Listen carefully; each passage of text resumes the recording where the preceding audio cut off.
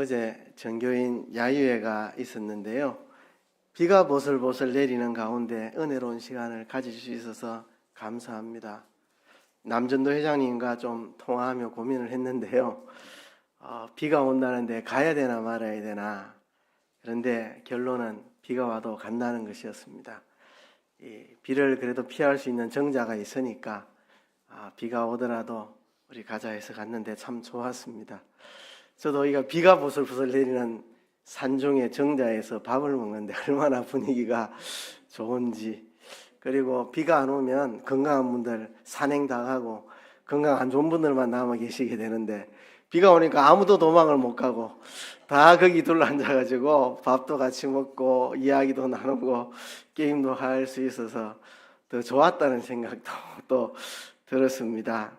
참 감사했고, 그 사진은 예배당 입구에 모니터에 계속 사진이 나오니까요, 궁금하신 분들은 보시면 되겠습니다. 사정이 있어서 같이 못 가신 분들은 다음 기회에 또 함께 했으면 좋겠습니다.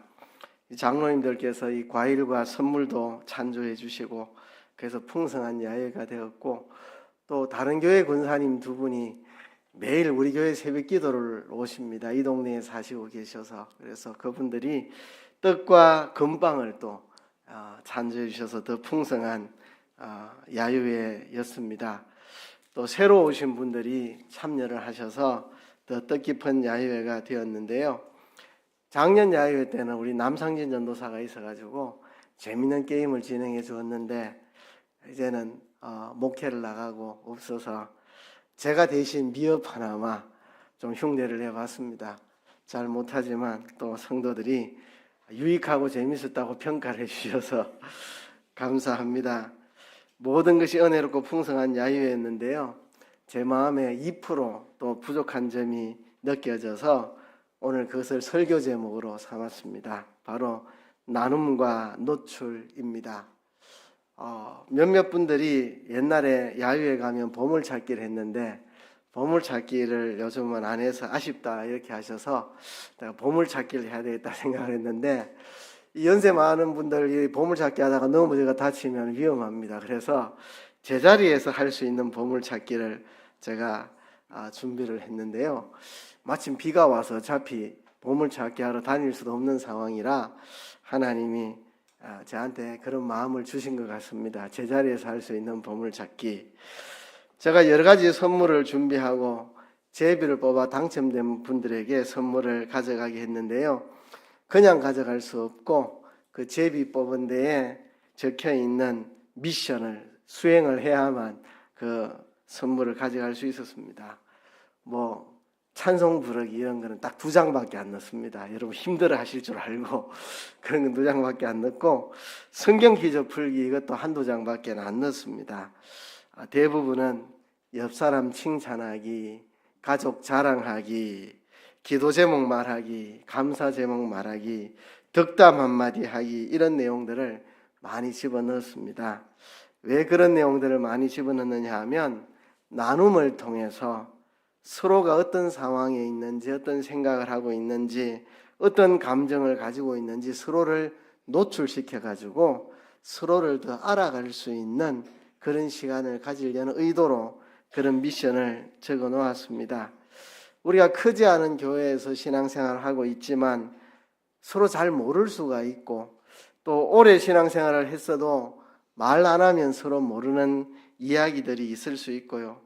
또 오래된 분들끼리는 어느 정도는 알지만 새로 오신 분들이 잘 모르고 해서 이런 행사를 통해서 서로를 좀 노출시키고 나눔을 가지려고 계획했던 겁니다. 여러분들 나름대로 덕담도 해주시고 기도 제목, 감사 제목, 자랑 이렇게 해주셔가지고 뜻깊은 시간이었습니다. 좋았는데 그래도 제 마음에 2% 모자란 부분이 있어서 이야기하자면, 첫째는 이 장르 구분이 없었습니다. 감사 제목, 기도 제목, 덕담, 뭘 해도 내용이 좀 비슷하게 나오는, 그죠? 감사 제목은 감사 제목을 이야기해야 되고, 기도 제목은 기도 제목을 해야 되고, 덕담은 덕담을 해야 되는데 뭘 해도 비슷한 이야기가 나와서 그게 조금 아쉬웠고, 또 진짜 자기 속에 있는 이야기를 잘 안 하시고 그냥 누구나 아는 이야기만 이렇게 하셔서 자기 노출을 잘 안 하시는 좀 그런 부분들이 있었습니다. 제일 많이 나온 게 두 가지였죠. 그죠? 건강하게, 모든 성도들 다 건강하게. 그리고 우리 교회 부흥되도록. 그러니까 자기 이야기는 없었습니다. 내가 어디 아픈데 안 아프게 기도해 주세요. 이런 게 아니고 모든 교인들이 다 건강하도록. 우리 교회가 부흥되도록. 그죠? 말하지 않아도 다 아는 이야기들이 주를 이루었습니다. 여러분들의 어떤 모습을 지적하거나 책망하려는 의도는 하나도 없습니다.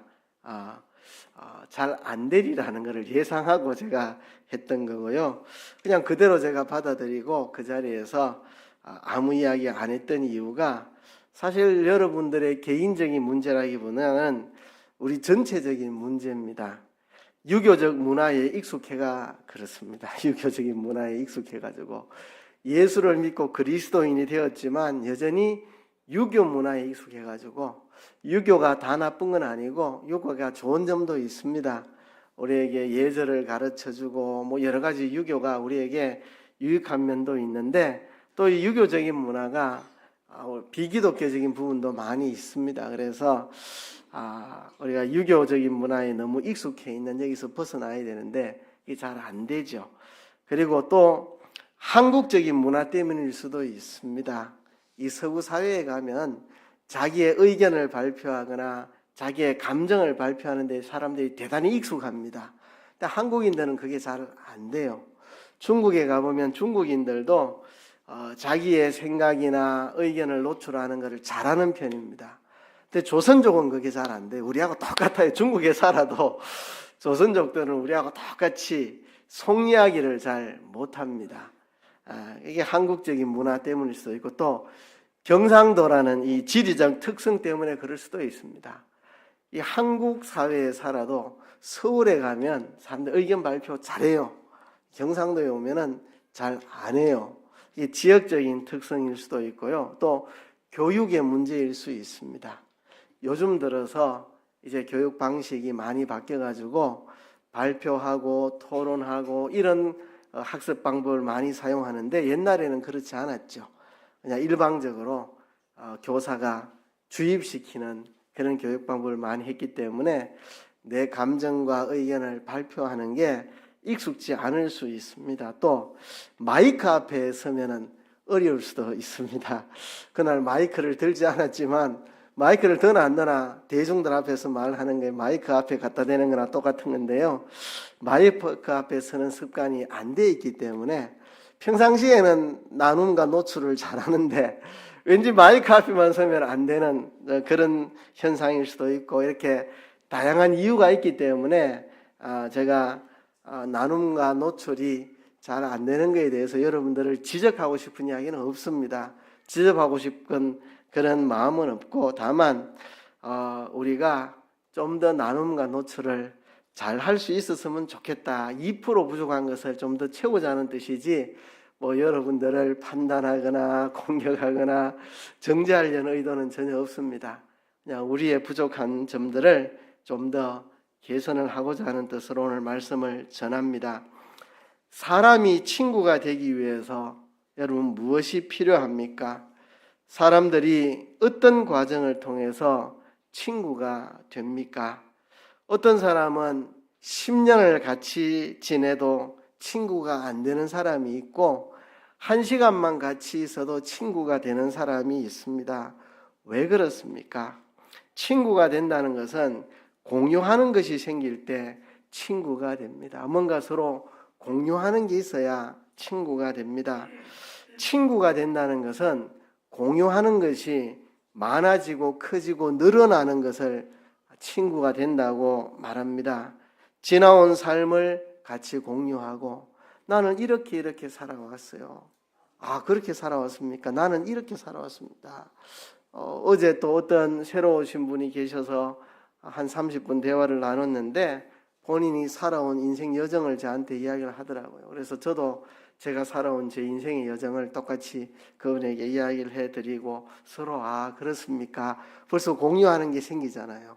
저는 그분이 어떻게 살아왔는지를 듣고 또 그분은 제가 어떻게 살아왔는지 이야기를 듣고 서로 나누고 자기가 살아온 것을 서로 노출시킴으로 뭔가 이렇게 공유하는 부분들이 생기는 거죠. 내가 어떤 고민을 하고 있는지, 어떤 생각을 하고 있고, 어떤 감정을 지금 가지고 있고, 내 안에 어떤 비밀이 숨어 있는지 서로 하나씩 공유하면서 친구가 됩니다. 이렇게 공유하는 것이 생기려면 나눔과 자기 노출이 필요합니다. 서로 나누지 않으면, 자기를 노출하지 않으면 공유하는 게 안 생기고, 공유하는 게 없으면 친구가 될 수 없습니다.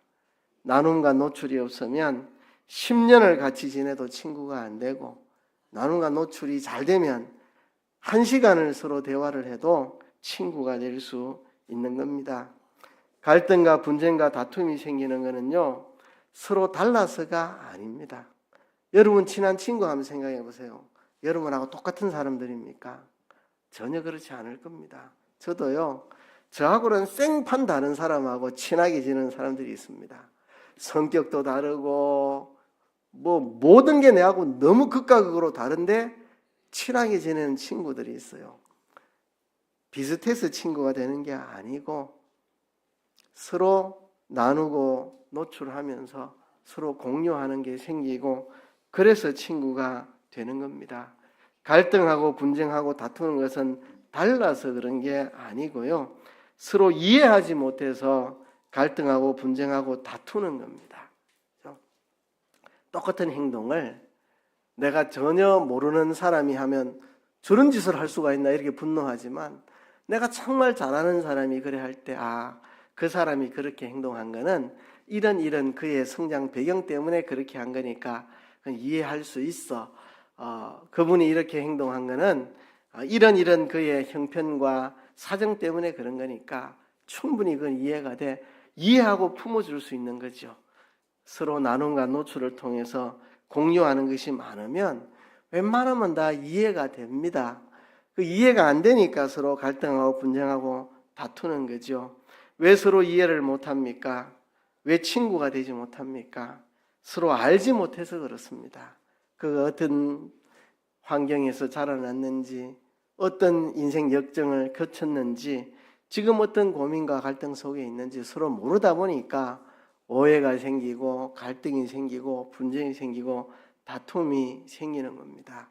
친구가 되면 친한 친구끼리는 웬만하면 다 이해하고 넘어갈 수 있는 사이가 됩니다. 친구가 되려면 공유해야 됩니다. 공유하려면 나눔과 노출이 있어야 됩니다. 보통 나눔과 노출은 일방적으로 진행되면 재미도 없고 더 발전하지 못합니다. 내가 상대방에게 뭔가 나누고 노출을 하는데 상대방은 절대 나누지 않고 노출을 안 하면 재미도 없고 이게 더 발전적으로 진행되지 못합니다. 내가 하나 노출하면 그도 하나 노출하고 내가 하나 나누면 그도 하나 나누고 이렇게 할 때 이제 점점 나눔과 노출이 심도 있게 이렇게 올라가서 서로 공유하는 게 늘어나고 깊은 친구 관계로 자라가게 됩니다. 제가 누구라고 말은 하지 않지만 제가 20대 중반에 만난 친구가 있습니다. 저하고는 성향이 완전 반대의 사람입니다. 그렇지만 뭔가 그와 제가 통하는 게 하나 있었습니다. 그죠? 그와 내가 핵심적으로 통하는 부분이 하나가 있어서 절친한 친구가 되었습니다. 완전히 저하고는 성격은 극단적으로 반대 성격인데 뭔가 서로의 삶을 이렇게 이야기하면서 지나온 인생 여정 속에서 뭔가 통하는 접점이 생겨서 친한 친구가 됐는데요. 그게 그 친구와의 관계의 끝이었습니다. 더 이상 친구 관계가 진전을 못합니다. 항상 피상적인 관계에 머물러서 더 이상 깊은 친구로 진행을 못합니다.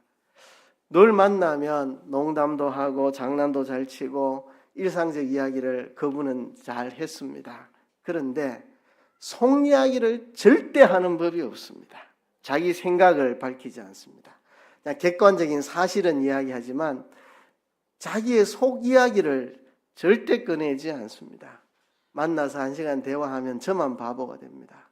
저는 제 의견도 제시하고 제 속의 생각과 견해도 이야기하고 제 속의 감정과 제 안에 있는 아픔과 눈물과 요즘 고민과 요즘 내 삶에 중요한 게 뭔지 다 나는 까발립니다. 다 이야기하고 나면 듣기만 하고 절대 이야기 안 합니다. 자기는.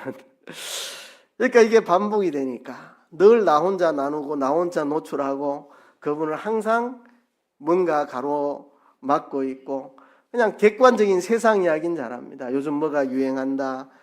요즘 어떤 일이 세상에 일어난다 하더라.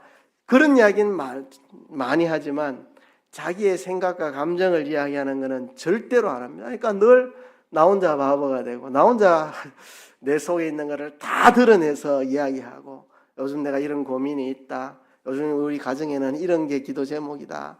맨날 내 혼자 다 까발리면 상대방은 하나도 드러내는 게 없으니 거기서 친구 관계가 끝이 나버렸습니다. 멈추었습니다. 더 진행하지를 못했습니다. 지금 그분이 어디 살고 있고 뭐하고 있는지 다 알지만 서로 연락을 하지 않습니다. 그것으로서 우리의 친구 관계는 그냥 끝이 나고 말았습니다. 그분이 어떤 어려움에 있어도 절대로 저한테 말하지 않습니다. 그분이 어떤 고민이 있어도 절대로 저한테 이야기를 하지 않습니다. 그래서 많은 실패를 경험했고 어려움에 있을 때 이야기했으면 조언을 해서 좋은 길로 안내해 줄 수 있었는데 꼭꼭 숨기고 있어가지고 많은 그분은 어려움 당하고 시련을 많이 겪고 그래서 제가 한마디 마지막에 충고를 했는데 속 이야기 좀 해라. 그 이야기를 내한테 안 하더라도 다른 누군가에게 했다면 그 길이 잘못된 길이라고 누군가가 이야기를 해줬을 텐데 잘못된 길이라고 말해주고 그 길을 가지 않도록 막았을 텐데 아무한테도 말 안 하고 사니까 그런 엄청난 실패를 하는 거 아니냐고 했더니 그분이 자기는 평생 속 이야기를 남에게 하지 않는다.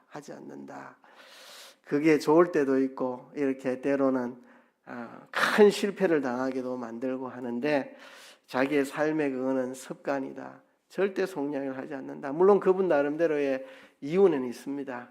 어릴 때 너무 불우한 환경에서 자라서 남한테 속 이야기하면 뒤통수 맞을까 봐 불안해서 속 이야기를 못 꺼내는 그분 나름대로의 애론이 있습니다. 이해는 갑니다. 어릴 때 너무 어려운 환경에서 자라서 자기를 보호하지 않으면 안 되는 상황 속에서 누군가에게 내 속 이야기를 하면 뒤통수 맞는다는 공포가 있어가지고 그렇게 하지 못했다. 그게 자기 삶의 방식이다. 그래서 충분히 이해는 가는데 그냥 저는 안타까운 거죠. 자기 속 이야기하는 것을 두려워하고 불안해하고 그래서 전혀 그것 때문에 어떤 일이 있을 때 아무한테도 말 못하니까 큰 실수를 지금 하게 되는데 누군가에게 말을 했더라면 그 길 가면은 100% 망하는 길이다. 가지 말라고 말을 해줬을 텐데 아무한테도 말을 안 하니까 누구도 말을 해줄 수 없어서 큰 인생의 실패를 경험하게 되고 참 오랜 세월 그 실패를 정리하느라고 죽을 고생을 했는데 그분이 그냥 저는 안타까운 거죠. 나눔과 노출을 할 줄 모르는 안타까움. 그래서 우리에게 이 나눔과 노출이 필요합니다. 부부간에도 나눔과 노출 이게 정말 필요합니다. 어떤 부부는 부부간에조차도 서로 나누지 않고 서로 속 이야기를 하지 않고 이 부부인지 남인지 구분 안 가는 제일 나눔과 노출이 긴밀하게 이루어져야 될 두 관계가 있습니다. 하나는 하나님과 나와의 관계, 또 하나는 부부와의 관계. 이건 정말 막힘이 없는 교제가 이루어져야 될 곳입니다. 하나님과 나와의 관계, 부부 간의 관계. 그렇죠? 그 다음에 부모 자식 간에 나눔과 노출이 있어야 합니다. 어떤 분들은 부모 걱정할까 봐 많은 걸 숨기고 이러는데요. 그럼 부모 더 걱정합니다. 한번 자식이 부모를 속이고 숨기는 게 발견이 되면 그때부터 부모는 걱정합니다. 내 모르는 무슨 어려움에 얘가 처해 있지 않을까? 부모는 늘 걱정합니다. 저는 어머니 앞에 숨기는 게 없습니다. 어디 아프면 아프다, 무슨 약 먹으면 먹는다. 전 다 노출시킵니다. 그러면 우리 어머니가 걱정을 안 합니다. 얘는 숨기는 게 하나도 없다. 안 아프다 그러면 진짜 안 아픈 거고 어렵지 않다 하면 진짜 어렵지 않은 거고 얘는 거짓말하지 않고 내한테 가리는 게 없다 느끼면 어머니는 안심을 합니다. 그래서 아플 때 솔직하게 아프다 말하는 게 어머니를 걱정 안 하게 하는 거더라고요. 전 아픈 데 없어요. 이러면 우리 어머니는 100% 믿지. 저거 내 걱정할까 봐 숨기는 거라고 우리 어머니는 생각 안 합니다. 어머니 앞에서 내가 다 나누고 다 노출하고 숨기는 게 없으니까. 그죠?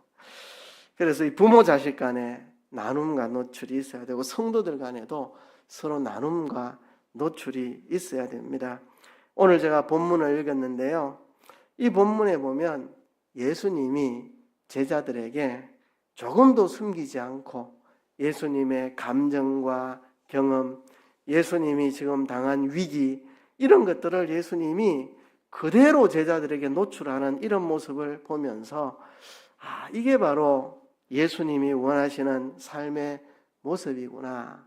우리가 유교적 관념으로 보면 잘 이해가 안 되는 부분입니다. 스승이 제자들 앞에 어떻게 이렇게 약한 모습으로 보이나 이런 생각이 들죠. 유교적인 분위기에서는 도저히 이해가 되지 않는 부분입니다. 이날은 예수님이 십자가에 못 박히시기 전날입니다. 예수님이 십자가라고 하는 엄청난 사건 앞에 예수님이 직면하셔서 기도하러 가십니다. 예수님이 십자가를 지시는 것은 우리의 죄를 대속하시기 위해서, 우리의 죄를 대신 예수님이 형벌 받으심으로 우리를 죄에서 해방시키시려고 십자가를 지셔야 하는데, 이 십자가는 예수님이 조금도 억지로 지거나 조금도 불평하거나 그런 것이 없이 자원해서 100% 자원해서 감사함으로 저야 승리하는 십자가입니다. 이 십자가를 승리하시기 위해서 예수님은 하나님 앞에 간절히 기도하십니다. 이 십자가를 하루 앞두고 예수님이 어떤 마음을 가지셨느냐? 오늘 본문에 보면 이렇게 말씀을 합니다. 36절에 보면 이에 예수께서 제자들과 함께 겟세마네라 하는 곳에 이르러 제자들에게 이르시되 내가 저기 가서 기도할 동안 너희는 여기 앉아 있으라 하시고, 예수님이 승리하는 십자가를 지시기 위해서, 십자가를 승리로 통과하기 위해서 예수님의 감정과 피부, 신경, 세포 하나까지 불평 없이 기쁨으로 십자가를 져서 승리하시기 위해서 하나님 앞에 기도하셔야 했는데, 기도할 동안 너희는 여기 앉아 있어라. 내 친구 너희들이 내가 이 간절한 기도하는 동안 너희는 여기 앉아 있어라. 예수님은 이 절박한 기도 순간에 예수님의 제자들이요 친구인 그들이 옆에 앉아 있어 주기를 예수님 원하셨습니다. 예수님 요한복음에 보면 예수님이 제자들에게 너희를 나의 친구라고 말합니다. 너희는 나의 친구다. 내가 너희에게 모든 것을 다 일러주었기 때문에 너희는 나의 친구다. 예수님이 십자가를 앞두고 제자들에게 처음으로 너희는 나의 친구라는 말을 하실 때, 내가 아버지께 들은 것을 너희에게 다 알려주었기 때문에 너희는 나의 친구다. 친구라는 것은 공유할 때 친구가 되는 겁니다. 내가 너희에게 다 알려주었기 때문에 너희는 나의 친구다. 내가 친구인 너희를 위해서 내 목숨을 버리기 위해서 내가 십자가를 질 것이다. 내가 너희에게서 다 알려주었기 때문에 너희 나의 친구가 되었고, 너희 나의 친구인 너희를 위해 내 목숨을 주려고 내가 십자가를 진다고 예수님 말씀하셨는데, 친구가 된 그들을 내가 이 절박한 기도 순간에 너희가 여기 나와 함께 가까이에 앉아 있으라고 예수님이 그렇게 부탁을 하시는 말씀을 여기서 봅니다. 37절에 보면 그 12명의 제자들 가운데도 베드로와 세베대의 두 아들, 베드로, 야고보, 요한이죠. 3명의 제자를 더욱더 가까이 데리고 가시고 이 3명의 제자를 가까운 곳에 두시고 고민하고 슬퍼하셨다. 예수님이 정말 고민하셨습니다. 이 십자가를 내가 피부, 신경, 세포 하나까지 기쁨으로 이 십자가를 져야 되는데 어떻게 내가 승리할 수 있을까 고민하고 슬퍼하시면서 내 마음이 심히 고민하여 죽게 되었으니, 예수님 있는 그대로 이야기합니다. 내 마음이 심히 고민하여 죽게 되었다. 정말 죽을 것 같은 그런 고민이 지금 있다. 뭐냐? 마음은 원이로되 육신이 약하도다.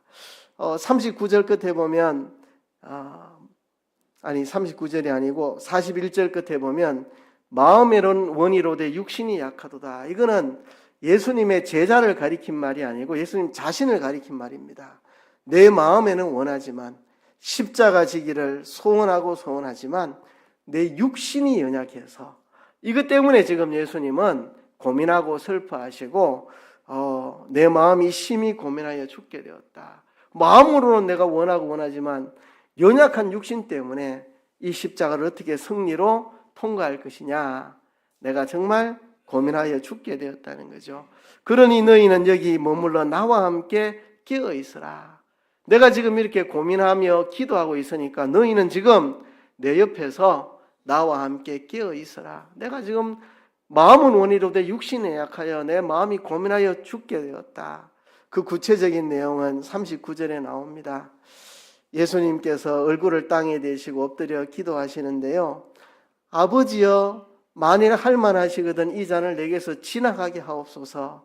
그러나 나의 원대로 마옵시고 아버지의 원대로 하옵소서. 그렇게 예수님께서 기도하시는 겁니다.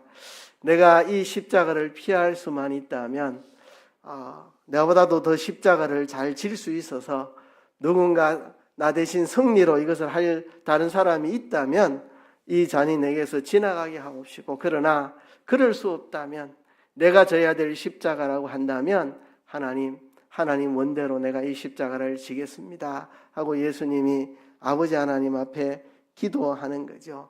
이렇게 절박한 기도, 정말 마음에는 원이로되 육신이 약한데 십자가 졌을 때 내 육신의 연약함으로 피부 신경 세포 하나라도 불평하며 십자가를 지면 실패하는 십자가인데 이거를 승리해야 할 텐데 나보다 이거를 더 잘할 수 있는 누군가가 있다면 그에게 맡기고 내게는 이게 지나갔으면 좋겠지만 내가 져야 될 십자가라면, 그게 아버지의 뜻이라면 내가 이 십자가를 지겠습니다. 승리할 수 있도록 하나님 도와주세요. 간절히 기도하고 와보니까 제자들이 자고 있습니다.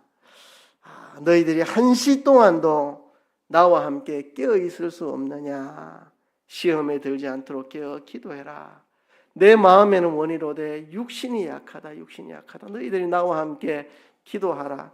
예수님이 이렇게 지금 자신이 처한 고민과 간절한 기도 제목과 소원을 제자들에게 그대로 여과 없이 다 드러냅니다. 유교적 관점을 보면 스승이 채통도 없이 제자들 앞에서 고민하여 죽게 되었느니 하면서 뭐 이런 이야기를 하고 스승이 좀 체면을 지켜야지, 이런 유교적 관념으로 보면 좀 이상하게 느껴지는, 예수님도 제자들에게 이렇게 숨김없이 나누고 노출하셨는데요. 우리들도 하나님 이렇게 하기 원합니다. 예수님은 지금 아버지 앞에 조금도 숨김없이 내 아버지여, 할만하시거든 이 잔이 내게 지나가게 하옵소서. 그러나 나의 원대로 마옵시고 아버지의 원대로 하옵소서. 예수님은 하나님 아버지 앞에 자신을 그대로 노출시키고 그대로 고백하며 기도로 나눔을 하고 있고, 제자들 앞에서도 자신의 감정을 그대로 노출하고 나누고 있습니다. 그것처럼 우리들도 하나님과 막힘없이 이런 나누고 노출하는 교제를 해야 되겠고, 또 성도들과도, 가족들과 배우자와 부모 자식 간에도 우리 이렇게 나눔과 노출을 우리가 해야 되겠습니다. 우리가 나누면 음식 나누는 거 우리 잘하죠. 교인들 참 음식 나눔 잘하고 또 물질을 서로 나누고 참 잘하십니다. 보시기 좋은데, 이제 음식과 물질을 나누는 것을 넘어서 우리가 말을 통해서 개인이나 공동체에게 자신을 드러내는 것, 이것을 나눔과 노출이라고 말합니다. 말을 통해서 다른 성도들이나 공동체 앞에 내 자신을 드러내고 노출하는 이런 심리적인 개방 행위를 나눔이다, 노출이라 그렇게 말합니다. 우리는 이런 활동과 과정을 통해서 다른 사람과 교제하고 의사소통을 하고 인격적인 만남을 가지게 됩니다. 이런 나눔과 노출 없이 인격적인 교제를 하는 것은 사실상 불가능합니다.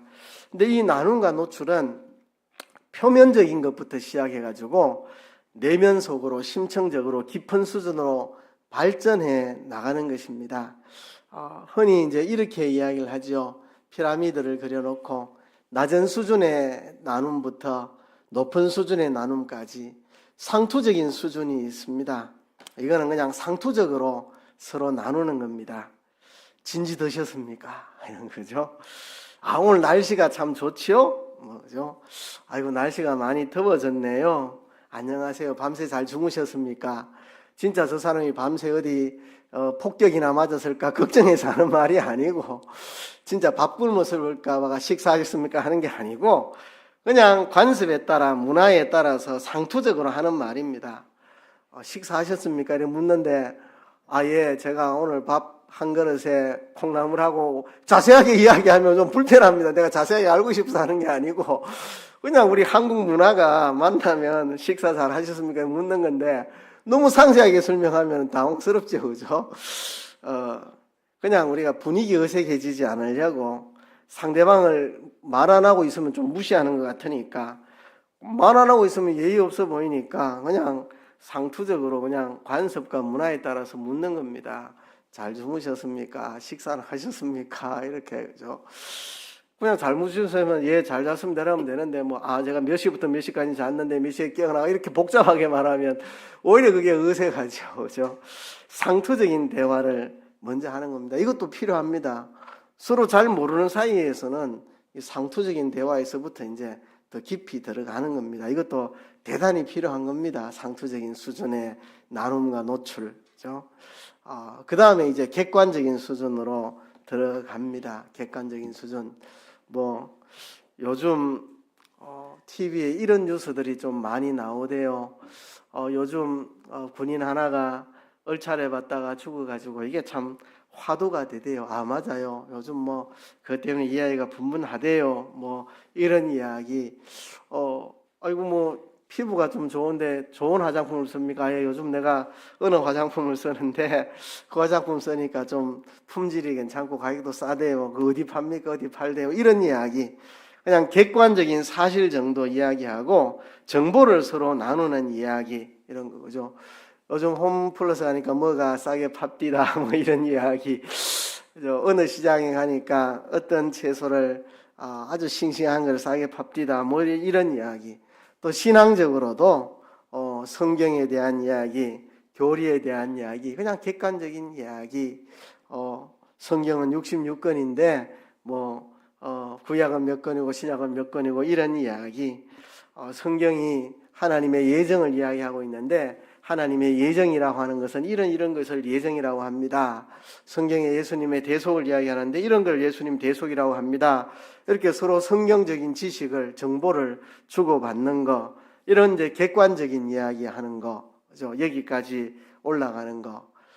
여기까지는 그냥 정보 전달에 사실은 불과한 거고, 진짜 나눔은 세 번째 단계부터가 진짜 나눔이라고 할 수 있습니다. 견해적 수준. 앞에 객관적 수준은 정보만 전달하는 거지 내가 어떻게 생각한다는 이야기는 들어가 있지 않잖아요. 내 생각에는, 내 의견에는, 내 판단에는, 내 입장에는 이렇게 이야기하는 건 이제 비로소 내 자신에 대한 이야기가 나오는 거죠. 이게 바로 우리가 견해를 서로 나누는 겁니다. 내가 아는 바로는 이렇습니다. 내가 보건대 이렇습니다. 제 생각은 이렇습니다. 나는 이렇게 느꼈습니다. 본인의 소견을 이야기하는 거. 이때부터 이제 비로소 제대로 된 나눔과 노출이 시작이 되는 겁니다. 자신에 관한 사항이 노출되는 거잖아요.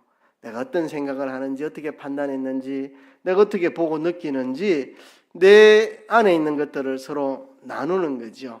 엄밀하게 말하면 이 견해적 수준부터가 진짜 나눔이라고 할 수 있습니다.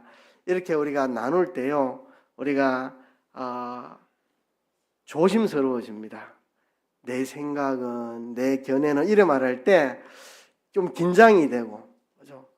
좀 심리적으로 예민해집니다. 상대방이 어떻게 반응할까? 치고 들어올까봐 그거 틀렸어요. 난 그렇게 생각 안 해요. 이럴까봐 우리가 내 생각에는, 내 견해로는 이런 말을 할 때 좀 긴장하고 예민한 촉각이 날이 서게 되고 남의 반응에 민감해지게 됩니다. 이럴 때 소홀히 상대방이 반응해 주거나 상대방의 생각을 민감하게 이렇게 이해하지 못하면 대화가 중단되고 여기서 끝날 수가 있습니다. 나는 조심스럽게 정말 예민하게 조심스럽게 내 생각에는요 라고 말하는데 상대방이 들은 척도 안 하고 반응도 안 해주고 그렇습니까? 그래 생각할 수 있군요. 이렇게 반응을 안 해주고 들은 척도 안 해주면 여기서 이제 나눔과 노출은 여기서 끝나버립니다. 그냥 끝나버려요. 그래 생각합니까? 내하고 생각이 비슷하네요. 비슷한데 조금은 다르네요. 좋은 생각이네요. 그것도 가능한 생각이에요. 그런 생각도 있을 수 있군요. 뭔가 반응을 해줘야 상대방이 안심을 하고 저 사람도 내하고 같은 생각이구나. 조금 다르지만 내 생각을 그래도 받아들이고 있구나.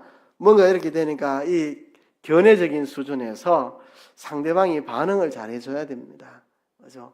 그래서 이 나눔과 노출이 더 발전할 수 있도록 받아주고 이해하고 포용하고 상대방이 그 말한 것에 대해서 용기를 얻고 보람을 느끼고 내가 이렇게 내 생각을 나누니까 굉장히 괜찮아졌네.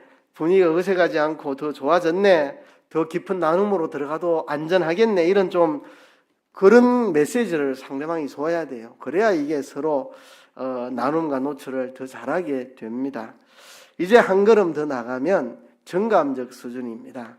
내 생각을 넘어서 감정과 느낌과 고민까지 다 서로에게 나타내는 내 감정이 어떻고 느낌이 어떻고 어떤 고민이 있고 어떤 즐거움이 있고 내가 무엇을 동경하고 있고 내 기분이 어떻고 내 욕구가 뭐고 내 소망이 뭔지 표명하고 나누는 거. 이제 마음을 활짝 열어 제치고 서로 나누는 겁니다. 두 사람만의 공감대가 형성이 되고 이제 나의 세계의 일부가 네가 되고 너의 세계의 일부가 내가 되고 서로의 세계를 공유하게 되는 나의 세계의 일부가 너가 되고 너의 세계의 일부가 내가 되는 이게 이제 진정한 만남이 이제 이루어지는 거죠. 오늘 본문에 예수님이 하고 있는 게 이런 수준의 대화입니다. 이런 수준의 대화. 내가 고민하여 죽게 되었다.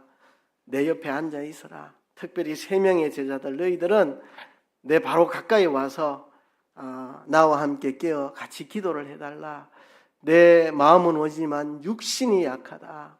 한시 동안도 나와 함께 깨어 기도할 수 없느냐? 나와 함께 있어줄 수 없느냐? 나와 함께 기도해 줄 수 없느냐? 내가 마음은 원이되 육신이 약하여 내가 고민하여 죽게 되었다. 이런 대화를 나눌 수 있는 거 정감적인 수준의 대화이죠. 이런 수준까지 갈 때 정말 우리의 나눔과 노출이 막힘없는 풍성한 노출이라고 생각합니다. 여러분 바울이 쓴 서신들을 읽어보면 이런 대화들이 정말 많이 나옵니다. 바울이 그의 감정을 다 털어놓는 교회를 향하여서 정말 막힘이 없이 털어놓는 내용들이 정말 많이 나옵니다. 이런 정감적 수준의 나눔과 노출을 할 수 있어야 되지 않느냐. 그리고 마지막은 극치적 수준입니다.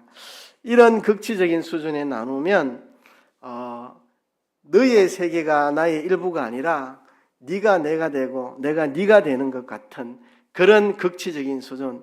이건 늘상 있는 건 아닙니다. 한 번씩 일어나는 겁니다. 친구 사이에, 가족 사이에, 부부 사이에 한 번씩 일어나는 겁니다. 20년 헤어졌다가 만났을 때 정말 극치적 수준의 나눔과 노출이 이루어지죠. 역경과 순환 속에서 극적으로 살아나서 서로 포옹할 때 이럴 때 완전히 극치적 수준, 네가 내가 되고 내가 네가 되는 말이나 언어가 필요 없는 그냥 쳐다보기만 해도 안고만 있어도 다 통하는 신비적인 일체감을 누리는 건데 이거는 이제 영구적인 건 아니고 평상시에 이렇게 되지는 않습니다. 어떤 특정한 상황 속에서 이렇게 되는데 이게 시간이 지나면 다시 평상 수준으로 내려옵니다. 그렇지만 이런 경험들이 반복이 되면 진짜 혼연일체가 되는 그런 관계가 되는 거죠. 야곱이 아들 요셉 죽은 줄 알았는데 다시 상봉했을 때, 이럴 때 극치적인 수준. 다윗과 요나단이 서로 마지막으로 헤어지면서 서로 맹세할 때 극치적인 수준. 그죠? 예수님의 제자들이 부활하신 예수님을 만날 때 극치적인 수준, 말이 필요가 없는 하나가 되는 그런, 그죠? 죽은 나사로 앞에서 통분히 여기신 예수님, 밀레도에서 사도 바울이 에베소 장로와 작별할 때의 그 격정적인 장면들, 이럴 때가 바로 극치적인 수준인데요.